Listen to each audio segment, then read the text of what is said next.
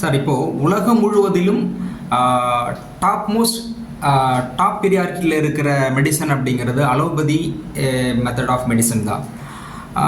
ஆனால் அலோபதியால் முடியாத பல்வேறு நோய்களை, குறிப்பாக கொரோனா பீரியடு, அதற்கு முன்னாடி பல நோய்களை முற்றிலுமாக குணப்படுத்தக்கூடிய அல்லது விரட்டக்கூடிய அளவிற்கு இந்தியாவில் இருக்கக்கூடிய சித்தா ஆயுர்வேதம் சித்தா ஆயுர்வேதிக்கில் நிறைய மெடிசன்ஸ் இருக்குது. அதை ப்ரூவ் பண்ணியிருக்காங்க. ஆனாலும் கூட அலோபதியில் இருக்கிற அளவுக்கு சித்தா ஆயுர்வேதிக் இருக்கிற மெடிசன்ஸ் ஃபாஸ்ட் ரெமெடி கொடுக்கல அப்படிங்கிறது எல்லோரும் மனதிலும் இருக்கக்கூடிய ஒரு ஐயப்பாடாக இருக்குது. உண்மையில் அலோபதி என்று சொல்லக்கூடிய ஆங்கில மருத்துவத்திற்கு ஈடான அந்த மருந்து முறைகளுக்கு ஈடான அளவிற்கு அதிவேகத்தில் நோயை குணப்படுத்தக்கூடிய அளவிற்கு சித்தா ஆயுர்வேதிக்கில் நம்மகிட்ட மெடிசன்ஸ் மருந்து மாத்திரைகள் இல்லையா? இது இரண்டையும் ஒப்பிடுகின்ற பொழுது எந்த அளவுக்கு சித்தா ஆயுர்வேதிக்கு இந்திய மருத்துவ முறைகள் சிறப்பாக இருக்கிறது அப்படிங்கிறத பற்றி சொல்லுங்கள் டாக்டர். பொதுவாகவே உலகம் முழுவதும் அலோபதி மெடிசன் டாமினேட் பண்ணிட்டு இருக்கு. வேர்ல்டு ஃபுல்லாக அலோபதி மெடிசன் டாமினேட் பண்ணிட்டு இருக்கு. இந்த அலோபதி மருத்துவருக்கு அடுத்த மற்ற மருத்துவங்க எல்லாமே ஆல்டர்னேட்டிவ் மெடிசன் சொல்லி சொல்லுவாங்க. ஆக்சுவலாக அது நேம் தப்பு. அது ஆல்டர்னேட்டிவ் மெடிசன் கிடையாது. அலோபதி தான் ஆல்டர்னேட்டிவ் மெடிசன், மற்றெல்லாம் ட்ரெடிஷ்னல் மெடிசன். இந்த அலோபதி சில நூற்றாண்டுகளுக்கு முன்னாடி வந்தது. அந்த சில நூற்றாண்டுகளுக்கு முன்னாடி வந்த அலோபதிக்கு முன்னாடி காலங்காலமாக மனிதன் உலகத்தில் தோன்றிய காலத்திலிருந்து அவனுக்கு நோய்கள் வந்தது. அவங்க நோயை குணப்படுத்தினாங்க. அவங்களும் எல்லாம் ஆரோக்கியமாக தான் இருந்தாங்க. எல்லாரும் யாரும் பேஷண்ட்டாலாம் இல்லை. அப்போது உலகத்தில் மனிதன் தோன்றிய காலத்திலிருந்து இன்னைக்கு வரைக்கும் இருக்கிற அந்த பாரம்பரிய முறைகள் உலகம் முழுசும் ஒவ்வொரு நாட்டிலும் ஒரு விதமாக இருக்குது. உலகம் முழுவதும் ஒரு நாட்டிலும் ஒரு விதமாக இருக்குது. எல்லாமே பாரம்பரிய மருத்துவம் தான். அப்போ அந்த பாரம்பரிய மருத்துவத்திலேருந்து இப்போ தான் மாடர்ன் அலோபதி மெடிசன் வந்தது. எல்லா மருத்துவ முறைகளுமே சிறந்த முறை தான், இன்க்ளூடிங் அலோபதி. எல்லா மருத்துவ முறைகளுமே சிறந்த முறைகள் தான். இது உயர்ந்தது தாழ்ந்தது அப்படிலாம் ஒன்றும் கிடையாது. ஒரு காலகட்டத்தில் ஒரு மனிதனுக்கு தேவையான ஒரு சிஸ்டம் தான் கடவுள் கொடுத்துருக்காரு. கடவுளுடைய அனுமதி இல்லாமல் அலோபதியும் உள்ளே இருக்க முடியாது. ஸோ கடவுளுடைய அனுமதியோடு தான் அலோபதியும் இருக்குது. பட் எந்தெந்த சிஸ்டத்தை எந்தெந்த டைமில் எப்படி யூஸ் பண்ணணுன்ற ஒரு புரிதல் மக்களுக்கு இல்லை. இந்த புரிதல் மக்களுக்கு இல்லை. அதுதான் ஒரு நோயை குணப்படுத்துவதற்கு நான் சொல்லலை, வள்ளுவர் சொல்லியிருக்காரு. 2000 வருடங்களுக்கு முன்னாடி சொல்லியிருக்காரு. நோய் முதல் நாடி அது தணிக்கும் வாய் நாடி வாய்ப்பை செய்யுது. நோய் என்னன்னு பாருங்க, நோய்க்குண்டான மூல காரணம் என்னன்னு கண்டுபிடிங்க. அந்த நோய்க்குண்டான மூல காரணத்தை சரி பண்ணுங்க, நோய் சரியாகும்.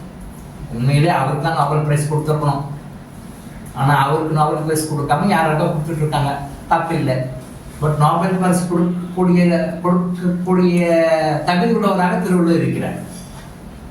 அவருக்கு நிறைய நோபல் பிரைஸை கொடுக்கலாம். அவர் சொன்ன ஒரு பாயிண்ட், மருந்துன்ற அதிகாரத்துக்கு சொல்லியிருக்கிற 10 குறள் சொல்லியிருக்காரு இல்லையா, அது ஒரு குறளுக்குமே ஒரு நோபல் பிரைஸ் கொடுக்கணும். 10 குறளுக்கு 10 நோபல் பிரைஸ் கொடுத்துருக்கணும். ஆனால் அவ்வளோ விஷயம் அவர் அன்னைக்கு சொன்ன விஷயம் இன்னைக்கும் பொருந்தும், என்னைக்கும் பொருந்தும்.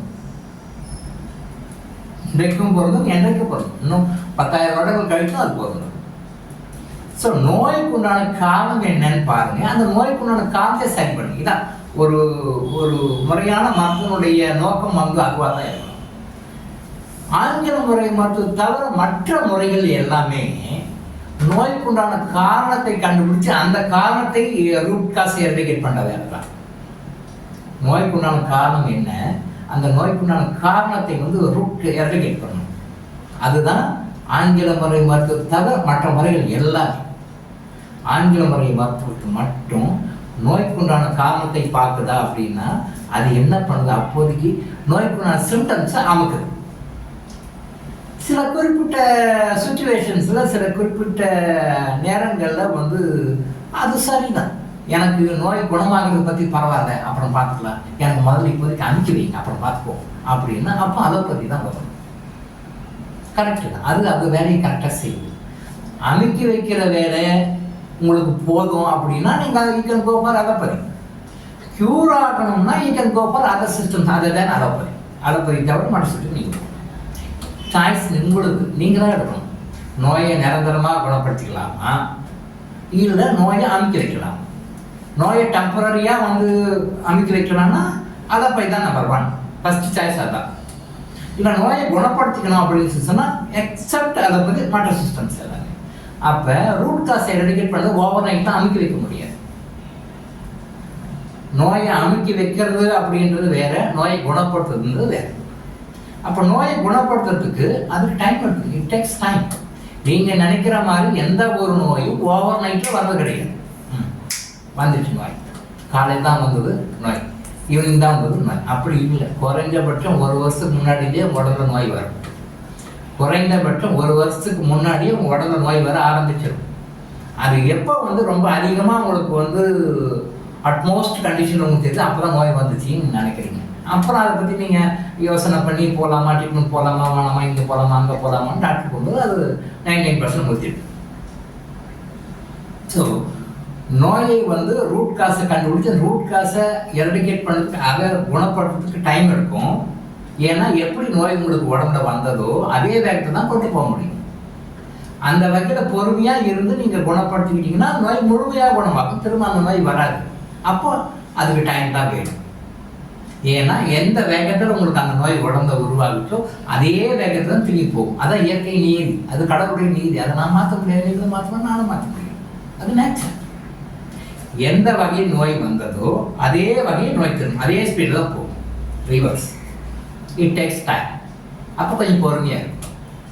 இல்லை அதெல்லாம் முடியாது, எனக்கு இன்ஸ்டண்ட்டாக போகணும் அப்படின்னா அதை அமைக்க வைக்கும், க்யூர் கிடையாது. ஃபார் எக்ஸாம்பிள் லிவர் கெட்டு போச்சு, ரைட், ஓகே. அப்போ என்ன பண்ணணும், லிவரை சரி பண்ண வழியை பார்க்கணும், அதை சர்வீஸ் பண்ணணும், அதை ரிப்பேர் பண்ணணும். அதை தான் மற்ற சிஸ்டம் பண்ணணும். அதை பற்றி என்ன பண்ணணும், லிவரை கட் பண்ணி திருப்பி வேற லிவர் தைக்கிறேன். அவங்க தெரிஞ்சு அவங்க செய்கிறாங்க, தப்பு கிடையாது. கிட்னி கெட்டு போச்சு, உடனே அதை கிட்னியை சர்வீஸ் பண்ணி ரிப்பேர் பண்ணுறது மாற்றமாக இருக்கும். இல்லை கிட்னி கட் பண்ணிட்டு வேற ஒரு கிட்னியை ஃபிட் பண்ணிக்கலான்றது ஆங்கில மருத்துவம் இல்லையா. ஹார்ட்டில் ப்ராப்ளம், ஹார்ட்டை சரி பண்ணி அதை சர்வீஸ் பண்ணி அதை என்ன ஓவராலிங் பண்ணி அதை சரி பண்ணுறது மற்ற மருத்துவம்.